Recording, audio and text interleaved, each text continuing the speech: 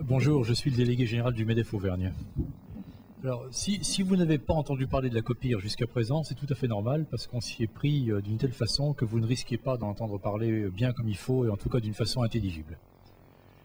Mais vous risquez d'en entendre beaucoup plus parler dans les mois et dans les années à venir, tellement son rôle, certainement, va prendre une importance majeure dans le champ paritaire et même dans le paysage institutionnel et interinstitutionnel régional. Alors c'est une vieille dame, vous l'avez compris, qui a presque 40 ans. Enfin une dame, c'est pas une vieille dame si elle a 40 ans, mais enfin c'est un organisme déjà. Permettez à un monsieur qui a largement dépassé cet âge de commettre ce genre de bêtises. C'est en tout cas un organisme créé en 1969, donc théoriquement la COPIR aurait dû trouver depuis belle lurette sa place dans le paysage paritaire d'une façon tout à fait lisible et visible, et c'est pas le cas.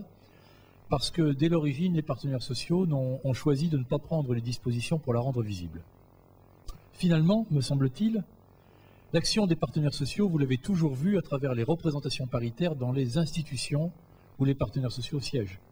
Vous connaissez les positions prises par les partenaires sociaux au sein du FONGECIF, au sein des GEFOS PME, au sein d'Opcalia, Exopcareg, au sein de la CEDIC, on en parle beaucoup.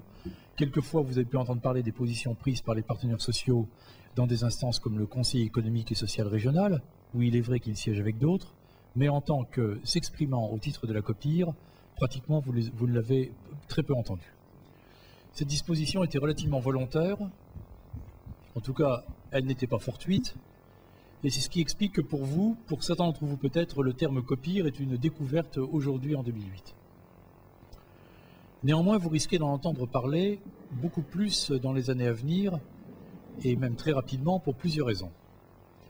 D'abord parce que, au plan national, il me semble que les partenaires sociaux prennent d'un commun accord des dispositions pour que la COPIR voit son rôle s'étendre et se développer.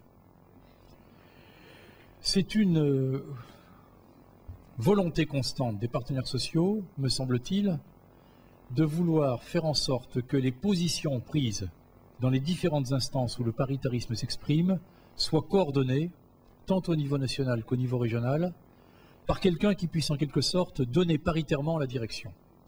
Notamment lorsque cette direction doit faire l'objet d'une coordination. Or, il est bien évident qu'aujourd'hui, le conseil d'administration du FONGECIF ne peut pas vivre comme si le conseil d'administration de GEFOS PME ou d'Opcalia n'existait pas, comme si le conseil d'administration de la CEDIC n'existait pas, comme si les positions prises au Conseil économique et social régional n'existaient pas. Donc il y a forcément un niveau de coordination indispensable, et ce niveau de coordination, c'est la COPIR. Ça risque d'ailleurs, vous le comprenez bien, d'avoir des effets structurants sur la COPIR. Le fait qu'on n'ait pas voulu en 1969, et puis avec toutes les évolutions de textes paritaires qui ont eu lieu depuis, donner à la COPIR de personnalité morale, a certainement une signification. Est-ce que cette signification sera encore pertinente dans les mois et les années à venir? On peut en discuter, en débattre. Donc très vraisemblablement, on trouvera à un moment la nécessité de structurer la COPIR d'une façon qui renforce sa capacité d'expression. D'ailleurs, tous ceux qui connaissent le paritarisme au niveau national ne me contrediront pas que c'est déjà des orientations qui ont été prises dans d'autres domaines paritaires depuis longtemps.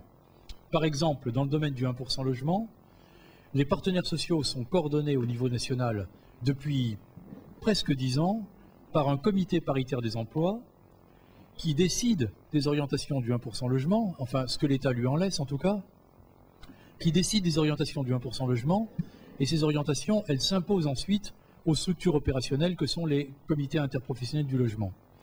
De même que la GEFOS PME, de même que le FONGECIF, de même qu'Opcalia, avec tout le respect qu'on a pour ces organismes, ne sont que des outils paritaires, eh bien, c'est bien à la COPIR et aux partenaires sociaux de donner le là et le ton politique et stratégique à ces organismes. Deuxième nécessité, Pierre y a fait allusion d'une façon très distinguée tout à l'heure, le monde de la formation professionnelle et l'action des partenaires sociaux dans la formation professionnelle sont très attaqués actuellement. Lecteur pour ma part du journal Le Point depuis plus de 30 ans, j'ai découvert à quel point un journal dit sérieux pouvait écrire un nombre considérable de bêtises en quelques pages de texte dans le numéro qui est paru la semaine dernière et qui est encore dans vos kiosques et qui est vraiment une anthologie de contre-vérité et d'approximation.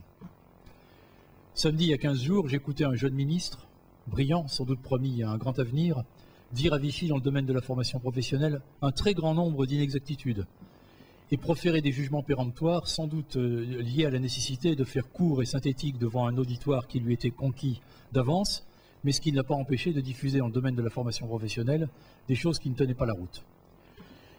Les partenaires sociaux ne vont pas rester très longtemps sans réagir à ce genre de choses. Quand on fait le procès de la formation professionnelle, alors que finalement les entreprises et les salariés n'en représentent qu'un petit peu moins de la moitié d'utilisation des fonds, on pose d'autres problèmes que ceux qui sont abordés dans les articles de presse. Là aussi, vraisemblablement, à un moment ou à un autre, la COPIR, notamment en Auvergne, devra prendre des positions. Voilà pourquoi la COPIR, depuis un rôle assez discret d'organisme de dialogue et de rencontre entre les partenaires sociaux sur les questions générales de l'emploi, risque de devenir, mesdames et messieurs, dans quelques semaines ou dans quelques mois, un organisme de prise de parole sur ces mêmes questions et avec tout le poids des partenaires sociaux représentatifs au plan national.